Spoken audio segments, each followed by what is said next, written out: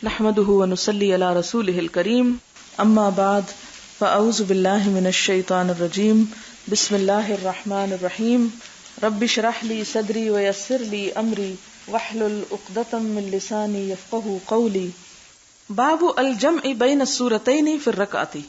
جمع کرنا دو سورتوں کا ایک رکعت میں، یعنی ایک رکعت میں اگر ہم دو سورتیں پڑھتے ہیں تو کیا اس کی اجازت ہے؟ عموماً ہم تو ایک رکعت میں ایک ہی پڑھ لیتے ہیں، تو کیا اگر کوئی ایک سے زیادہ دو یا تین پڑھنا چاہے تو وہ کیا کرے؟ والقراءۃ بالخواتیم، اور سورت کی آخری آیات پڑھنا، مطلب ساری سورت تو آپ نے نہیں پڑھی لیکن سورت کا صرف آخری حصہ پڑھ رہے ہیں، کیا آپ کو اجازت ہے؟ جی ہاں، اس کی بھی اجازت ہے. اسی طرح آپ دیکھیں کہ حرم میں جب آپ تشریف لے جاتے ہیں تو امام آپ کو نمازیں پڑھاتے ہیں تو عموماً وہ سورتوں کے آخری حصے سے لے کے آخر تک سورت پڑھا دیتے ہیں، یعنی شروع سے آخر نہیں پڑھاتے بلکہ صرف آخری حصہ پڑھاتے ہیں. تو کیا اس کی کوئی گنجائش، یہ سنت میں یہ چیز ملتی ہے؟ اور کیا وَبِسُورَةٍ قَبْلَ سُورَةٍ، اور ایک سورت دوسری سورت سے پہلے پڑھ لینا، یعنی ترتیب کے علاوہ پڑھنا. مثال کے طور پر ترتیب کیا ہے؟ ترتیب یہ ہے کہ پہلے سورت البقرہ پڑھی جائے، پھر اس کے بعد سورت آل عمران پڑھی جائے، پھر النساء پڑھی جائے. لیکن اگر کوئی پہلی رکعت میں سورت آل عمران پڑھ لیتا ہے اور دوسری میں البقرہ پڑھتا ہے، کیا یہ کر سکتا ہے؟ بہت سے لوگ اس معاملے میں عموماً کنفیوژن کا شکار رہتے ہیں. ابھی میں کچھ نہیں کہوں گی ہاں یا نہیں، آگے آپ دیکھیں گے. وَبِأَوَّلِ سُورَةٍ، اور کسی سورت کی صرف پہلی آیتیں پڑھ لینا، جیسے سورت البقرہ کی الف لام میم سے شروع کر کے کچھ آیتیں عذاب النظیم تک مثلاً پڑھ لینا، یا اسی طرح سورت الکہف کی پہلی چند آیات پڑھ لینا، یا کسی بھی سورت کی پہلی کچھ آیتیں پڑھ لینا اور آخر تک پوری سورت نہ پڑھنا. کیا ایسا کیا جا سکتا ہے؟ وَيُذْكَرُ عَنْ عَبْدِ اللَّهِ بْنِ الصَّائِبِ، اور عبداللہ بن صائب سے ذکر کیا گیا، قرأ النبی صلی اللہ علیہ وسلم المؤمنون فی الصبح، کہ آپ صلی اللہ علیہ وسلم نے سورت المؤمنون صبح کی نماز میں پڑھی، حتی اذا جاء ذکر موسیٰ و ہارون، یہاں تک کہ جب سورت میں حضرت موسیٰ اور ہارون علیہ السلام کا ذکر آیا، او ذکر عیسیٰ، یا حضرت عیسیٰ کے قصے پہ پہنچے، اخذتہ صعلۃ، تو آپ کو کھانسی آ گئی. یہ سعالین دوائی جو ہے نا کھانسی کی، یہ اسی سے ہے، عربی کا لفظ ہے. صعلۃ یعنی کھانسی آ گئی. فرکع، تو آپ نے کیا کیا؟ وہیں رکوع کر دیا، یعنی پوری سورت مکمل نہیں کی، کچھ آیات پڑھ کے وہیں پر رکوع کر دیا. وقرأ عمر فی الرکعۃ الاولی، اور پڑھی عمر نے پہلی رکعت میں کتنی؟ ب120 آیۃ، 120 آیتیں. کس چیز کی؟ من البقرۃ، سورت البقرہ کی. وفی الثانیۃ، اور دوسری رکعت میں بسورۃ من المثانی، مثانی کی ایک سورت میں سے آپ نے پڑھی. مثانی وہ صورتیں ہوتی ہیں کہ جن میں 100 سے زیادہ آیات ہوں یا 100 تک آیات ہوں، 100 یا 100 کے قریب یا 100 سے کچھ کم و بیش، وہ مثانی ہوتی ہیں. اس سے کیا پتہ چلتا ہے کہ پہلی رکعت لمبی تھی 120 اور دوسری میں 100 یا اس سے کچھ کم یا تھوڑی سی زیادہ. وقرأ الاحنف، اور احنف بن قیس جو ہیں انہوں نے کیا پڑھی؟ یہ بھی صحابی ہیں. بالکہف، سورت الکہف فی الاولی، شروع رکعت میں. وفی الثانیۃ بیوسف، اور دوسری رکعت میں سورت یوسف. اس سے کیا پتہ چلتا ہے؟ سورت یوسف ترتیب میں کہاں ہے؟ سورت الکہف سے پہلے ہے. تو انہوں نے کیا کیا؟ پہلی رکعت میں سورت کہف پڑھ لی اور دوسرے میں سورت یوسف پڑھی. اس سے کیا پتہ چلتا ہے کہ اس طرح ہمیں پابند نہیں کیا گیا کہ ہم جس طرح اس وقت ترتیب ہے قرآن کی اسی طرح ہی رکعتوں میں چلیں. ہاں، اس بات کا احتیاط کرنا چاہیے کہ جیسے ایک ہی سورت البقرہ کی پہلی اور آخری آیتیں آپ پڑھ رہے ہیں تو پہلی رکعت میں پہلی آیتیں پڑھ لیں اور آخری رکعت میں آخری آیات پڑھ لیں. ایک سورت کی ترتیب نہ بدلیں، لیکن مختلف صورتیں اگر آگے پیچھے ہو جاتی ہیں، مثلا آپ نے پہلی رکعت میں قل اعوذ برب الناس پڑھ لی، اب آپ کھڑے ہیں کہ اب میں دوسرے میں کیا کروں، میں تو آخری سورت پہلے پڑھ چکی ہوں، پتہ نہیں میری نماز میں خلل ہو. کوئی خلل نہیں ہوا، دوسری میں آپ قل هو اللہ پڑھ سکتے ہیں. لیکن آپ یوں نہیں کریں گے کہ سورت الناس پڑھتے وقت من الجنت والناس سے شروع کر کے قل اعوذ برب الناس شروع کریں، یعنی پیچھے سے آگے نہیں آئیں گے. ان آیات کی ترتیب نہیں بدلیں گے، لیکن سورتوں کی ترتیب میں اگر آگے پیچھے کچھ ہو گیا تو کوئی حرج نہیں. وفی الثانیۃ بیوسف اور یونس، یعنی دوسری رکعت میں سورت یوسف یا یونس پڑھی. وذکر انہ صلی مع عمر رضی اللہ عنہ الصبح بہما، اور وہ ذکر کرتے ہیں کہ انہوں نے نماز پڑھی حضرت عمر کے ساتھ صبح کی، اور حضرت عمر نے یہی 2 صورتیں پڑھی. وقرأ ابن مسعود ب40 آیت من الانفال، اور حضرت ابن مسعود جو ہیں عبداللہ بن مسعود، انہوں نے 40 آیتیں پڑھی پہلی رکعت میں سورت الانفال کی. وفی الثانیۃ، اور دوسری رکعت میں بسورۃ من المفصل، مفصل کی کچھ صورتیں، اور مفصل کل آپ کو میں بتا چکی ہوں. وقال قتادہ فی من یقرأ بسورۃ فی رکعتین، اور قتادہ کہتے ہیں اس معاملے میں کہ جو کوئی پڑھے 2 سورتیں ایک رکعت میں، او یردد سورۃ واحدۃ فی رکعتین، یا ایک ہی سورت دونوں رکعتوں میں پڑھ لے، مثلا پہلی میں بھی قل هو اللہ پڑھ لی، دوسری میں بھی قل هو اللہ پڑھ لی، تو کیا اس سے نماز پہ کوئی خلل تو نہیں آئے گا؟ کلن کتاب اللہ، وہ کہتے ہیں کہ جب ان سے یہ پوچھا گیا کہ ایسا کر سکتے تو انہوں نے کہا ساری کی ساری اللہ ہی کی کتاب ہے. وقال عبید اللہ ابن عمر، اور عبید اللہ بن عمر کہتے ہیں ان ثابت ان انس رضی اللہ عنہ کان رجل من الانصار، کہ انصار کا ایک شخص تھا، یا امہم فی مسجد قباء، جو ان کی امامت کراتا تھا مسجد قباء میں. فکان کلما افتتح سورۃ، جب کبھی وہ کسی سورت کو شروع کرتا، یقرأ بها لہم فی الصلاۃ مما یقرأ به افتتح بقل هو اللہ احد، یعنی جب بھی وہ نماز پڑھانے لگتا تو قرات میں سب سے پہلے کیا پڑھتا؟ قل هو اللہ، پھر کچھ اور پڑھتا. حتی یفرغ منها، یہاں تک کہ اس سے فارغ ہو جاتا. ثم یقرأ بسورۃ اخرى معها، پھر اس کے ساتھ ایک اور سورت پڑھتا. وکان یصنع ذلک فی کل رکعت، اور یہ کام وہ ہر رکعت میں کرتا، صرف یہ نہیں کہ نماز کی پہلی رکعت میں، بلکہ ہر رکعت میں پہلے قل هو اللہ، اس کے بعد کوئی اور سورت. فکلمہ اصحابہ، تو اس کے ساتھیوں نے اس سے بات کی. کیا بات کی؟ فقالوا، انہوں نے کہا انک تفتتح بهذه السورہ، کہ تم افتتاح کرتے ہو اسی سورت کے ساتھ. ثم لا ترى انها تجزئک، پھر تم نہیں دیکھتے کہ وہ تجھے کافی ہو جاتی ہے. حتی تقرأ باخرى، کہ تم پھر دوسری بھی پڑھنے لگتے ہو، یعنی ہر رکعت میں پہلے سورت قل هو اللہ پڑھتے ہو اور پھر ایک اور بھی پڑھتے ہو، کہ کیا ایک قل هو اللہ ہی پڑھ لینا کافی نہیں؟ فَإِمَّا أَن تَقْرَأَ بِهَا وَإِمَّا أَن تَدَعَهَا وَتَقْرَأَ بِأُخْرَى، تو تم یا تو قل هو اللہ پڑھا کرو یا پھر کوئی اور پڑھا کرو. فَقَالَ مَا أَنَا بِتَارِكِهَا، تو وہ شخص کہنے لگا میں یہ صورت نہیں چھوڑوں گا، ہر رکعت میں ضرور پڑھوں گا قل هو اللہ.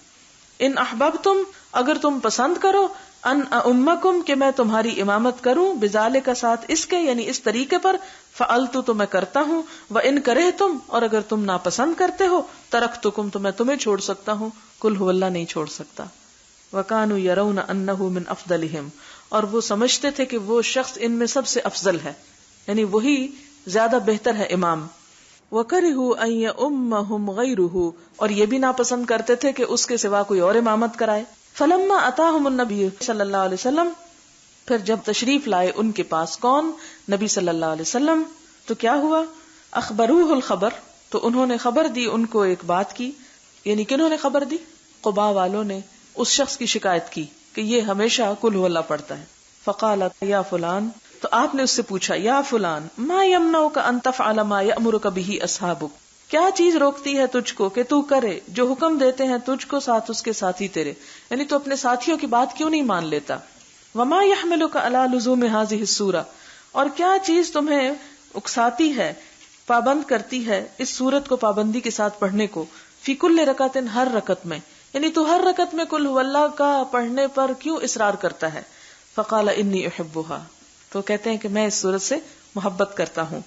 فقال، تو آپ صلی اللہ علیہ وسلم نے فرمایا حبک ایاها ادخلک الجنہ، تیری محبت اس سورت کے ساتھ تجھے جنت میں داخل کرے گی، یعنی اس سورت کے ساتھ محبت کرنا جنت میں جانے والے کاموں میں سے ہے. حدثنا آدم قال حدثنا شعبہ عن عمرو بن مرہ قال سمعت ابا وائل قال جاء رجل الى ابن مسعود فقال قرأت المفصل الليلة في ركعة، ایک شخص حضرت عبداللہ بن مسعود کے پاس آیا اور کہنے لگا کہ میں نے مفصل کی ساری صورتیں پڑھ لی ایک رکعت میں آج کی رات، یعنی رات کو میں نے مفصل جو ہیں، اور وہ کون سی ہیں، قاف سے آخر تک، ساری ایک رکعت میں پڑھ لی. فقال، تو انہوں نے کیا کہا، حزن کحز الشعر، یعنی جلدی جلدی پڑھی جیسے جلدی جلدی شعر پڑھے جاتے ہیں، یعنی شعروں کی طرح تو نہیں ہے صورتیں پڑھ لی. لقد عرفت النظائر التي كان النبي صلی اللہ علیہ وسلم يقرن بينهن، تو وہ کیا کہتے ہیں، وہ کہتے ہیں کہ یعنی عبداللہ بن مسعود، لقد عرفت النظائر، میں جانتا ہوں وہ مثالیں، التی، وہ جو، کان النبی صلی اللہ علیہ وسلم، کے نبی صلی اللہ علیہ وسلم تھے، یقرن بینہن، جمع کرتے ان کے درمیان یا اکٹھا کرتے، قرنا یعنی ساتھ ملاتے تھے ان کو. یعنی تم نے یہ کیسے پڑھ لی ساری کی ساری ایک ہی رکعت میں، میں نے تو دیکھا کہ آپ صلی اللہ علیہ وسلم ان میں سے 2 صورتیں پڑھا کرتے تھے، بس 2 سے زیادہ نہیں اکٹھا کیا کرتے. یقرن یعنی جمع کرتے تھے، اور وہ کیا تھی، فذکر 20 سورۃ من المفصل، تو انہوں نے 20 صورتیں مفصل میں سے ذکر کی. سورتین من آل حامیم فی کل رکعت، 2 صورتیں حامیم سے شروع ہونے والی ہر رکعت میں. اور اس کے علاوہ کیا ہے، یعنی کیا کیا اکٹھا کرتے تھے آپ صلی اللہ علیہ وسلم، جیسے سورت رحمان اور نجم، اقتربت اور الحاقہ، زاریات اور طور، واقعہ اور نون، سأل سائل اور والنازعات، مطففین اور عبسہ، مدثر المزمل، هل اتی اور لا اقسم، والمرسلات، اور اذا الشمس کورت اور الدخان. یعنی آپ جب دو صورتوں کو ملاتے تو عموماً ان کا جوڑا بنایا کرتے تھے، یعنی یہ اکٹھی پڑھتے تھے. اور تم نے اگر ساری ایک ہی دفعہ میں پڑھ لی تو اس کا مطلب یہ ہے کہ تم نے ان صورتوں کا حق ادا نہیں کیا، اور ایسا ہی معاملہ کیا جیسے شیروں کے ساتھ معاملہ کیا جاتا ہے، یعنی گویا اس کو ناپسند کیا. لیکن ہمارے ہاں بھی فخر کس پہ کیا جاتا ہے کہ فلاں مسجد میں ایک رات میں پورا قرآن پاک پڑھ لیا گیا ہے. باب یقرأ فی الاخرین بفاتحۃ الکتاب، پچھلی 2 رکعتوں میں صرف سورۃ فاتحہ پڑھنا. اس کا مطلب کیا ہے کہ جیسے 4 رکعت کی نماز ہے، ظہر کی یا عصر کی یا عشاء کی، تو اس میں پہلی 2 رکعتوں میں سورت پڑھنا سورۃ الفاتحہ کے بعد، اور آخری 2 رکعتوں میں صرف سورۃ الفاتحہ پڑھنا. حدثنا موسیٰ بن اسماعیل قال حدثنا حمام عن یحیی عن عبد اللہ بن ابی قتادہ عن ابیہ ان النبی صلی اللہ علیہ وسلم کان یقرأ فی الظہر فی الاولیین بأم الکتاب وسورتین وفی الرکعتین الاخریین بأم الکتاب، کہ آپ صلی اللہ علیہ وسلم کیا کرتے تھے، ظہر کی پہلی 2 رکعتوں میں سورۃ فاتحہ اور سورت پڑھتے، اور آخری 2 رکعتوں میں صرف سورۃ الفاتحہ پڑھتے. ام الکتاب کا معنی سورۃ الفاتحہ. وَيُسْمِعُنَا الْآيَةَ، اور آپ ہمیں آیت سنایا کرتے تھے. وَيُطَوِّلُ فِي الرَّكَعَةِ الْأُولَى، اور لمبی کرتے تھے پہلی رکعت، مَا لَا يُطِيلُ فِي الرَّكَعَةِ الثَّانِيَةِ، جو نہ لمبی کرتے دوسری رکعت میں. یعنی 2 جو پہلی بھی ہوتی تھی جس میں سورتیں بھی پڑھتے تھے، تو پہلی رکعت میں نسبتاً لمبی سورت اور دوسری میں نسبتاً کم. وَهَكَذَا فِي الْعَصْرِ وَهَكَذَا فِي الصُّبْحِ، اور اسی طرح عصر کی نماز میں اور اسی طرح صبح کی نماز میں بھی آپ کرتے تھے. اور اس میں آپ دیکھیں کہ اس میں بھی ایک حکمت ہے آپ صلی اللہ علیہ وسلم کی، اور وہ حکمت کیا ہے کہ آپ صلی اللہ علیہ وسلم جب ابتدا کرتے، انسان جب فریش ہوتا ہے نماز میں کھڑا ہی ہوتا ہے، تو اگر لمبی ذرا پڑھ لے اس رکعت کو تو وہ خود پر بھی اور پیچھے پڑھنے والوں پر بھی آسان ہوتا ہے. جب دوسری رکعت آتی ہے تو انسان کی ذرا سی وہ ٹینشن یا اتنی قوت نہیں رہتی، لہٰذا اس کو ذرا سا مختصر کر لیا گیا.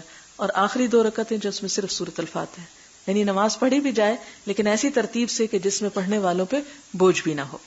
باب من خافت القراءۃ فی الظہر والعصر، خافت خفیہ کرنا، القراءۃ قراءت، فی الظہر ظہر میں، والعصر اور عصر میں.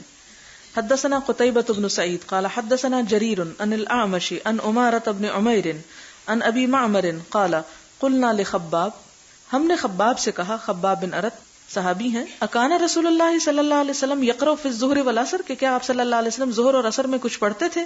قال نعم، کہا ہاں. قلنا من این علمت، ہم نے پوچھا تمہیں کہاں سے پتا چلا؟ قال باضطراب لحیتہ، کہ آپ کی داڑھی یا ریش مبارک کے ہلنے سے. یعنی خاموش تو پڑھے انسان، انہوں نے زبان کا ذکر نہیں کیا بلکہ داڑھی کے ہلنے کا ذکر کیا. اس سے مطلب یہ کہ آپ پڑھتے تھے لیکن دل میں پڑھتے تھے، اور دل میں پڑھنے سے مراد یہ نہیں کہ آپ کے ہونٹ نہیں ہلتے تھے بلکہ ہونٹ اور ٹھوڑی اور وہ سارا حصہ جو تھا وہ ہلتا تھا. اور یہ پچھلی روایت میں کیا آیا کہ کبھی کبھار ایک ایک آیت بیچ میں سے آپ کی سنائی دیتی تھی.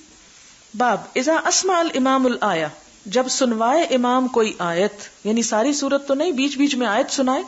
حدیث گزر چکی ہے.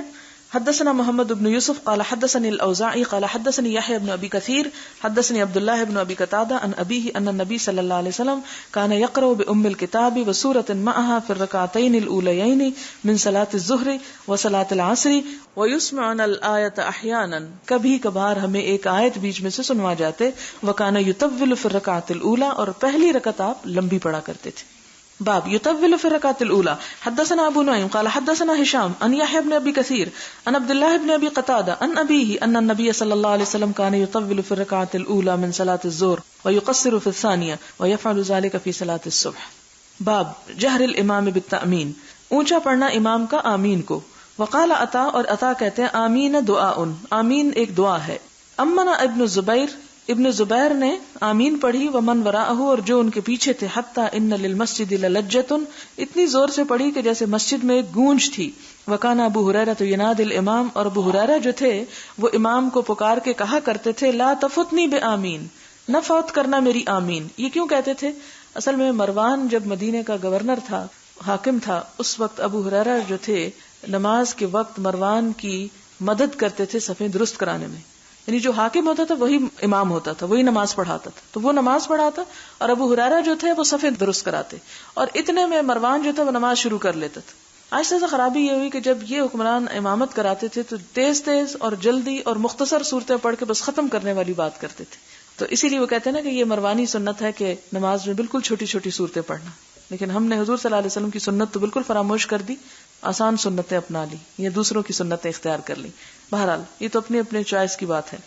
اب یہاں پر یہ کہ ابو ہریرہ مروان کو کیا کہتے کہ میری آمین نہ چھٹنے پائے، کہ ایسا نہ ہو کہ میں صفیں درست کراتا رہوں اور ابھی میں شروع ہی نہ کروں اور تم آمین کہہ کے آگے بھی چل پڑو، یعنی میرا انتظار کرنا. اور یہ کیوں اتنا اصرار تھا ان کا آمین پہ، اس کی آگے بھی احادیث سے اس کی فضیلت پتہ چلے گی.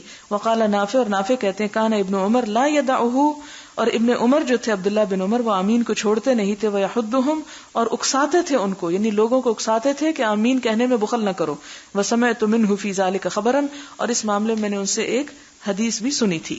اس میں یہ ہے کہ امام شافعی، امام احمد اور جمہور علماء کا یہی قول ہے کہ آمین اونچی آواز سے پڑھی جائے. امام ابو حنیفہ جو ہے وہ اس کو آہستہ آواز سے پڑھنے کو کہتے ہیں، اور امام مالک کہتے ہیں کہ آمین پڑھی ہی نہ جائے. اب آپ کہیں گے اتنے بڑے امام ہیں امام مالک اور وہ کیوں کہتا ہے آمین نہ پڑھی جائے؟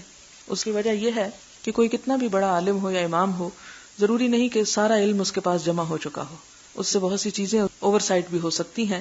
لہٰذا اگر کسی بھی امام کا علم اتنا ہو جائے جو حضور صلی اللہ علیہ وسلم کا تھا تو پھر فرق ہی باقی نہ رہے. اس لیے اللہ تعالیٰ نے ہر ایک میں کچھ نہ کچھ کمی ایسی رکھی کہ جس کی وجہ سے وہ اس درجے کو نہیں پہنچ سکتے. حدثنا عبداللہ ابن یوسف قال اخبرنا مالک عن ابن شہاب عن سعید ابن المسیب و ابی سلمۃ ابن عبد الرحمن انہما اخبراہ عن ابی ہریرہ ان النبی صلی اللہ علیہ وسلم قال اذا امن الامام فامنوا. اب یہ حضرت ابو ہریرہ سے روایت ہے کس چیز کی؟ آپ صلی اللہ علیہ وسلم نے فرمایا، کیا فرمایا؟ اذا امن الامام، جب امام آمین کہے، فامنوا، تو تم بھی آمین کہو.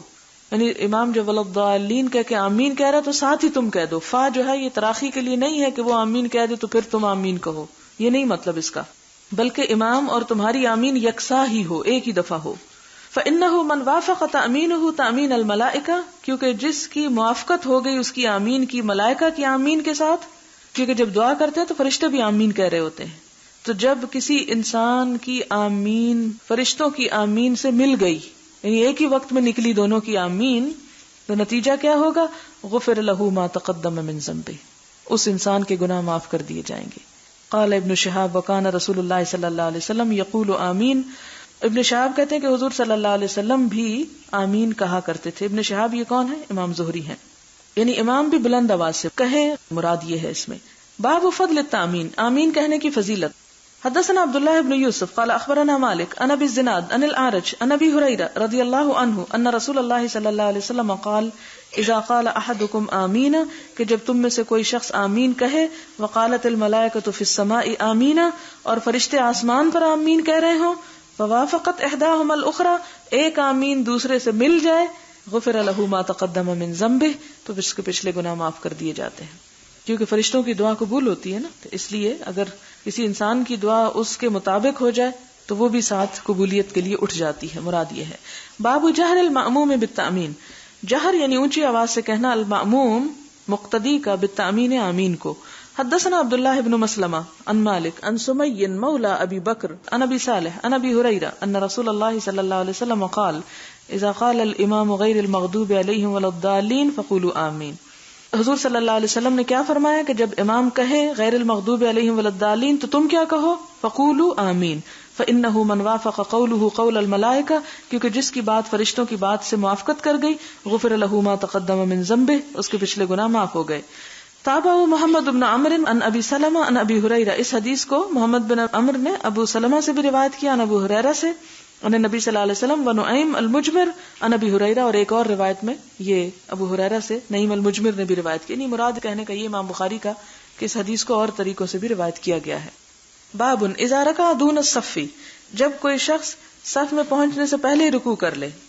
حدثنا موسیٰ بن اسماعیل قال حدثنا حمام عن الاعلم وهو زیاد عن الحسن عن ابی بکرۃ انه انتهى الى النبی صلی اللہ علیہ وسلم وهو راکع، کہ وہ نبی صلی اللہ علیہ وسلم کے پاس اس وقت پہنچے کہ جب آپ رکوع کر رہے تھے. فرکع، تو انہوں نے بھی رکوع کر لیا، قبل ان یصل الى الصف، اس سے پہلے کہ وہ صف میں پہنچتے. اس کا مطلب کیا ہے کہ جماعت ہو رہی ہے، لائنیں بنی ہوئی ہیں، ایک شخص دروازے سے داخل ہوتا ہے اور دیکھتا ہے کہ آپ صلی اللہ علیہ وسلم نے رکوع کر لیا، وہ صف میں پہنچنے سے پہلے ہی رکوع میں چلا جاتا ہے.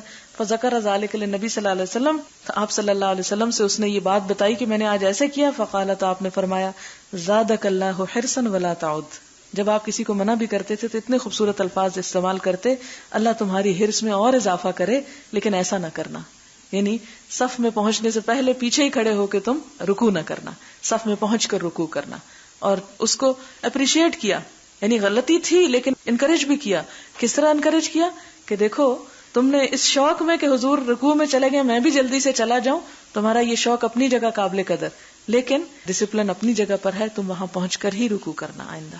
اور اس میں ایک یہ بھی ہے کہ جب کوئی رکوع میں پہنچ جائے، رکوع میں مل جائے، تو یہ کہتے ہیں کہ وہ اس کی وہ رکعت پوری ہو جاتی ہے. تو انسان اس لالچ میں کہ میری رکعت نہ چھٹ جائے، یہی رکوع کر لوں، تو نہیں، جب تک آپ صف میں نہ پہنچے رکوع نہ ہو.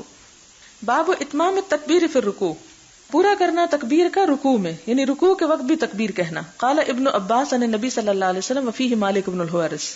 ابن عباس نے یہ بات حضور صلی اللہ علیہ وسلم سے روایت کی اور اس میں مالک بن حویرث نے بھی اپنی روایت بیان کی ہے. حدثنا اسحاق الواسطی قال اخبرنا خالد عن الجریری عن ابی العلاء عن مطرف عن عمران بن حسین قال صلی مع علی رضی اللہ عنہ بالبصرہ، کہ انہوں نے حضرت علی کے ساتھ بصرہ میں نماز پڑھی. فقال، انہوں نے کہا ذکرنا ھذا الرجل صلاۃ کنا نصلیھا مع رسول اللہ صلی اللہ علیہ وسلم. تو انہوں نے کہا کہ انہوں نے ہمیں وہ نماز یاد کرا دی جو ہم حضور صلی اللہ علیہ وسلم کے پاس پڑھا کرتے. ظاہر ہے کہ حضرت علی حضور کے پاس سے آئے تھے تو قریب ترین تھے ان سے سنت کے اتباع میں. فذکر انہ کان یکبر کلما رفع وکلما وضع، تو حضرت علی جب سر اٹھاتے اور جب سر جھکاتے اس وقت تکبیر کہتے تھے.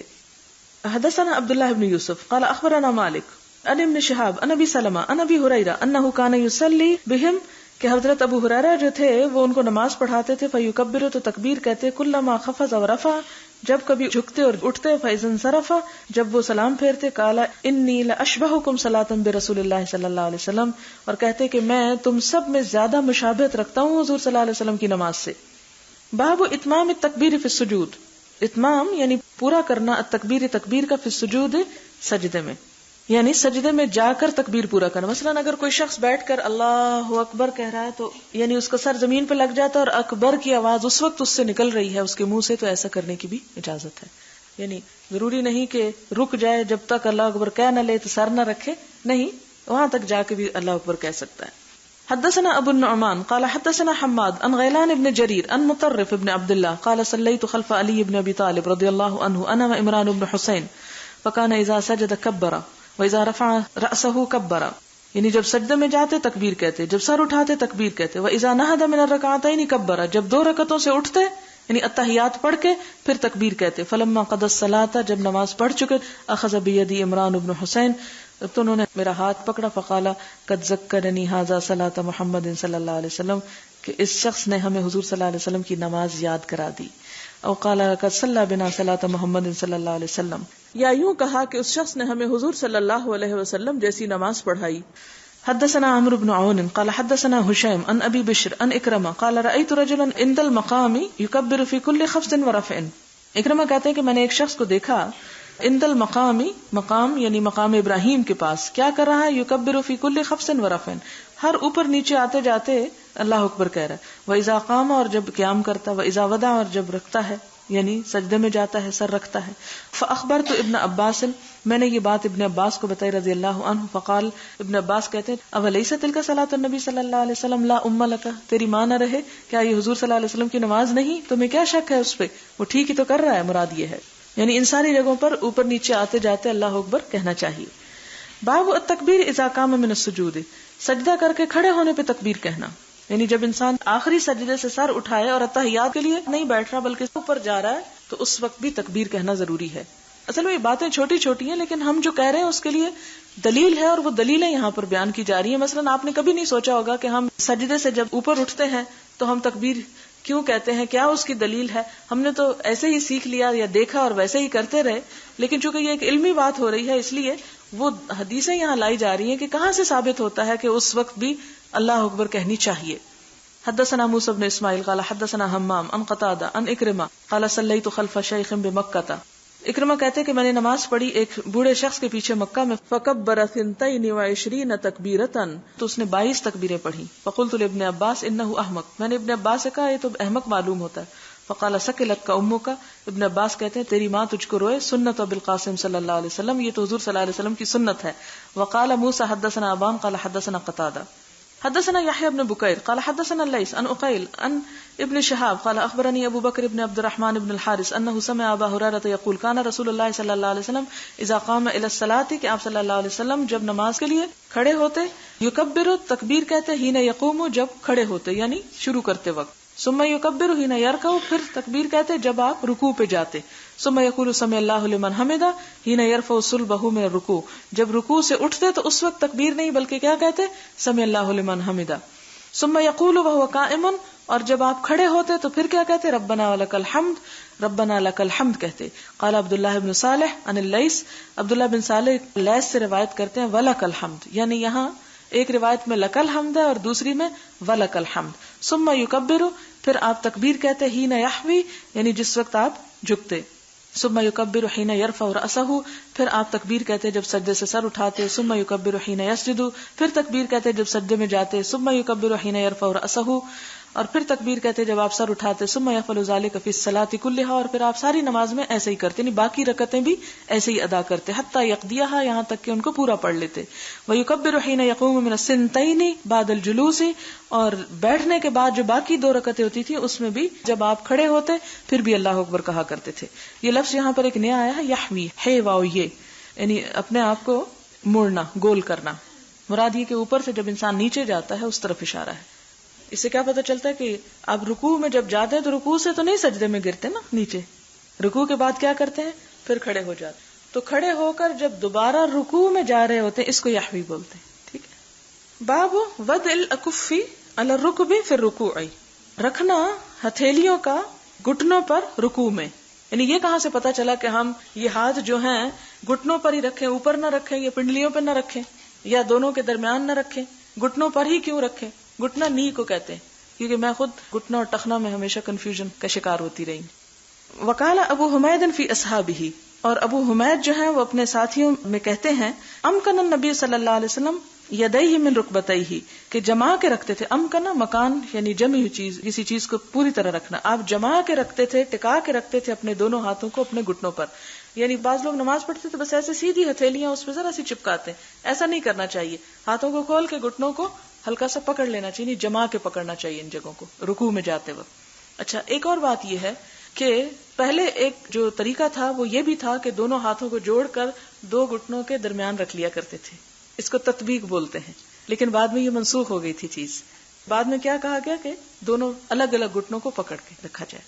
حدثنا ابو الولید قال حدثنا شعبہ عن ابی یعفور قال سمعت مصعب بن سعد یقول صلیت الی جنب ابی، مصعب بن سعد کہتے ہیں کہ میں نے اپنے باپ کے ساتھ پہلو میں نماز پڑھی، فطبقت بین کفیہ تو میں نے ملا لی دونوں ہتھیلیاں، طبقہ کا مطلب ہوتا ہے ایک کے اوپر ایک رکھنا، دونوں کو جوڑ لیا، ثم وضعتهما بین فخذیہ پھر میں نے ان کو اپنے دونوں رانوں کے درمیان رکھ لیا، فنہانی تو مجھ کو روکا ابھی میرے باپ نے، وقالا اور کہا کننا نفعلہ پہلے ہم ایسا ہی کیا کرتے تھے شروع میں رکوع کرتے وقت ہمیں نہیں پتا تھا کہ ہمیں کیسے رکھنا ہے، فنہینا عنہ پھر ہمیں اس سے منع کر دیا گیا، وامرنا ان ندع ایدینا علی الرکب اور ہمیں حکم دیا گیا کہ ہم اپنے ہاتھوں کو گھٹنوں پر رکھیں.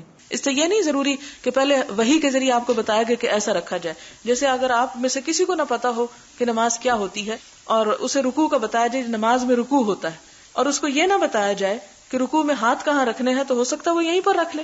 تو اسی طرح ابتداء میں مسلمان یہاں پر رکھتے تھے، پھر آپ صلی اللہ علیہ وسلم نے ان کو طریقہ سکھایا کہ یہاں نہیں یہاں رکھنا ہے. تو پہلا حکم منسوخ ہو چکا ہے، اب کوئی بھی پہلے حکم کو نہیں مانے گا بلکہ دوسرے کو ہی اختیار کرے گا. اس سے آپ بتائیں مجھے کہ اگر یہ ساری باتیں قرآن میں لکھی جاتی اور حضور صلی اللہ علیہ وسلم ساتھ نہ آتے پریکٹیکل کر کے بتانے کے لیے، تو آتی ہمیں سمجھ؟ کبھی سمجھ نہ آتی، اور اس سے بھی زیادہ اختلافات سامنے آتے.